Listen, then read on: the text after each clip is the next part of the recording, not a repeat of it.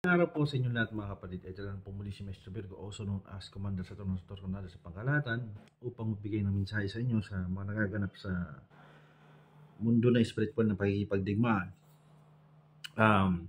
Sa kasalukuyang panahon, ang paggamit ng Sator sa makabagong pamamaraan ay naging makasaysayan sa panibagong yugto ng pagtahak sa mundo ng spiritual, kung kaya't ang mga tao ay nagkaroon ng pagkakataon na mabuksang muli ang panibagong aral. Kung sa ganun na ang pagpapanatili ng kaayusan at pananalig sa dakilang Ama ay laging naririyan, kaakibat ng ating mga pagkilos ay ang paninindigan ng isang manggagamot, ang paninindigan ng isang kumbatero ay mananatili sa kanya o sa nananalaytay sa kanyang dugo o sa kanyang kaisipan, sa kaibaturan ng kanyang pagkatao. Sa pagkakataong ito ngayon ay natutunghayan niyo po ang transition sa pagkakaroon ng panibagong variation sa panahon ng LNK na may mga makabagong katuruan na nagaganap. At hinihikayat ko rin po ang iba na tuklasin din kung anong meron po sa testamento na ibinabahagi ni Maestro Virgo ng inyong abang lingkod sa Pahintulot ng Dakilang Ama. Ako ay instrumento lamang din po na isa ring simpleng kumbatero din, ngunit pinagkalooban ng isang pagkakataon na maging isang panday sa spiritual upang makahulma, makagawa, at maka-weld o ng mga panibagong sandata na magagamit natin sa mundo ng spiritual. Ang mga kalaban ay napakarami, kung kaya't sa paanong paraan ay binigyan tayo ng pagkakataon na magampanan ang ating misyon sa iba't ibang klase ng aspeto na pwede nating tahakin at ating baybayin. Sa lahat po ng nais na hanapin ang katotohanan din at some point na merong simpleng o isang bahagi o isang hibla ng katotohanan sa LNK na pagtahak ninyo, ay naririyan din po ang channel ni Maestro Virgo. Kung nais nyo rin po na baybayin ito at aralin kung ano yung mga binabahagi ko, ay maging malaya po kayo. Sa mundo ng spiritual ay maging malaya rin po tayo. Hindi tayo nakatanikala sa ibang mga tao kahit sa iba't ibang mga grupo na naririyan. Ngunit tayo nakatanikala sa kabutihan at pagtulong ng mga tao nang walang hinihingi kapalit na bagay. Sa pagkakataong ito ay ang paglabas ko sa mundo ng social media, sa mundo ng spiritual, ay isang matalinghagang bagay kung bakit ako ay lumabas sa pagkakataon na hinihingi ng pagkakataon sa sitwasyon sa ngayon na masyadong lugmok ang sitwasyon ng LNK sa pagkakataon na natabunan ng ating mga kaalaman na sa pagkakataon ng ibang mga tao ay nagumon sa iba't ibang mga bagay. Ngunit alalahanin po natin na ang lahat ng mga bagay na naririto ay sa Pahintulot ng Dakilang Ama, siya pa rin po ang magtatakda ng lahat sa atin. Ay una ang nag-iisang Diyos na tunay, totoo na mabuti sa taasan sa pangkalahatan. Pangalawa, mabubuting gabay. At sabi ko nga sa pangkalahatan ng mga estudyante, ay saludo po ako sa inyo, sa lahat ng mga kumbatero at kumbatera sa ating hanay. Hindi po pangkaraniwan ng ganitong klase ng larangan at buhay din po pinag-uusapan at ang katatagan ng pagkatao, pananampalataya ng isang tao, ang kanyang paniniwala, ang siyang magiging fuel o magbuboost sa mga bagay-bagay na ating mga tatahakin sa hinaharap. Bawat misyon natin ay may kaakibat na responsibilidad, may kaakibat na pagsubok, may kaakibat na pagpupursigi, may kaakibat din na pagnanais na makatulong sa kapwa sa bawat tibla ng ating buhay.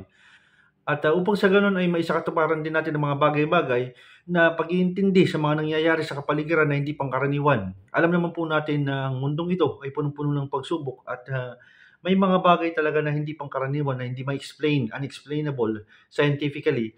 So spiritually, we can explain this kind of spiritual attacks and everything na unexplainable, beyond unexplainable in this kind of world that we have. Even kung anong measurement na ginagamit ng mga mortal ay hindi po talaga masukat kung anong mga atake o anong mga spiritual attack na binibigay ng ibang mga kalaban o kung sino man. Sa pagkakataon pong ito ay baybayin nyo lang po kung anong mga itinuturo at sana makatulong sa inyo sa bawat tibla ng buhay nyo. Kung mangyari man na masumpuan nyo ang channel na ito, ay nasa sa inyo po yun. Ako po ay instrumento lamang din. At tulad nyo ay nangarap at patuloy ang pangarap, patuloy ang pagsusumikap, patuloy ang paninilbihan, pagiging isang mabuting lingkod ng Dakilang Ama. Hindi lang sa salita, sa puso, sa isip, sa salita at sa gawa, sa kahit anumang aspeto. Hindi man tayo perfecto lahat ng mga tao, ngunit ang pagsulong ng ating advokasya, ang pagsulong ng ating pagtulong sa mga tao sa lahat ng mga aspeto, kahit simpleng panalangin ay malaking bagay po yun.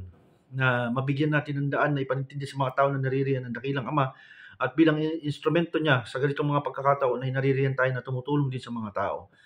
Kahit tayo ay abala at busy rin sa ating mga buhay-buhay, panatilihin niyo pa rin po na gampanan pa rin ang ating misyon sa lahat ng aspeto at pagkakataon. Sa lahat naman po ng mga nais din mag-upgrade sa inyong mga sarili, ang pagdilang sa inyong mga kakayahan ay magsisimula din sa inyong mga sarili. Ang pagnanais ng kabutihang bahagi o pagbabahagi ng mga kabutihan sa inyong sarili, sa inyong mga kapwa, yun ang magiging dahilan at kung ano mang talagang kung sino ka sa mundong ito at ano ba yung mission mo, uuriin mo rin sarili mo talagang ano ba talaga ang panuntunan mo sa buhay, ano ba yung prinsipyo, ano ba yung ininanais na hindi pansarili lamang kundi sa malawakang bahagi ng aspeto ng mundong ito. Sinasabi ko sa inyo na ang mga bagay-bagay ay nagaganap na hindi may paliwanag at naririyan din tayo para bigyan ng diin o bigyan ng daan na mabuksan ng mga bagay-bagay na matugunan ang mga katanungan at masolve ang mga problema, ang mga nangyayari sa mundong ito. So sa lahat ng aspetong espiritual, ako po ay nananawagan din sa lahat ng mga kumbatero at kumbatera dyan na naririyan na may kakayahan din na sana po ay sabi ko nga na pagtibayan yung sarili nyo. Ang laban ng ito ay napakahaba. We are in this kind of loop na it's very hard for us to remove ourselves from this kind of circulation right now, that we are in this kind of dimension, in this world that talagang napakahirap po. It's a matter of death and life and death situations ang mga nangyayari po. So, masaya ang dakilang Ama pag nakakita na nakakatulong tayo sa bawat aspeto ng buhay natin. At hinikayat ko rin po kayo na maisilang buhay sa mundong ibabaw. Kung makakagawa ka ng tulong, makakagawa ka ng kabutihan sa kahit anong aspeto, ay gawin po natin. Hindi ang pagtatanim ng sama na loob sa bawat isa sa atin, sa ating puso't isipan, kundi ang pagpapatawaran, pagpapatawad, ang pagmamahalan sa bawat isa sa atin. At masaya ako sa mga nangyayari sa kapaligiran na unti-unti ay ang ating hanay ay napapagtibay natin at napaparami ang ating mga uri ng katulad natin ng mga naninindigan para sa pangkalatang pangkabutihan. Ang mga mabubuting kawal ng kalangitan ay magigising sa katotohanan at magigising sa kanilang napakahabang pagtulog o napakahimbing ng kanilang pagtulog sa kanilang spiritual na kakayahan. Ngunit sa pagkakataon na sila ay magising at magkaroon ng spiritual awakening, ay alam ko na hahanapin din po nila ako. It's a matter of time na lang.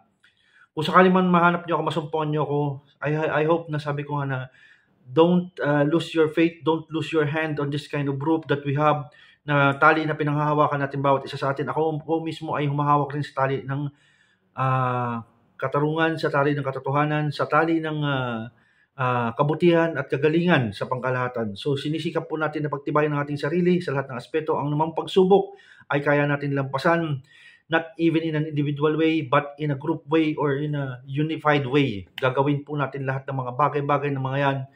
At naniniwala ako na sa mundong ito na puno ng pagmamahalan at puno ng pagtulong din at nakikita ko na walang halong negatibong pag-iisip, negatibong aspeto sa kanilang kaisipan, ay dating po ang panahon na magiging maayos ang sitwasyon at maipalaganap natin ang katuruan na naririto na naririyan. Hindi para saklawan ang pagiging Diyos ng dakilang Ama, ngunit bilang isang pagpapatotoo na siya ay naririyan at bilang pagpapatunay na tayo po ay mabuting kawal ng kalangitan at nakahandang tumulong at handang ibuwis ang ating buhay, mga physical man, spiritual man, mental at emosyonal, at hanggang sa huling hininga ng ating buhay sa misyon na ito ay mananaig at mananatili ang kadakilaan ng dakilang Ama sa lahat ng aspeto. Yan lamang po ang mensahe ko sa pangkalahatan at mapagpalang araw po sa inyong lahat. Ako po si Maestro Virgo, also known as Commander Saturno Tornado sa pangkalahatan, ay nagpapasalamat po sa inyo. Sator Arepotenet Operadoras, Deus Omnipotens, Adjubame, Credo Fiducia, Deditionem, Sanaveris, Yeshua Masaya, Yeshua Masaya, Yeshua Amasaya. Hanggang sa muli po, ingat po kayo. Viva Satorians, Viva Satorians, Viva Satorians.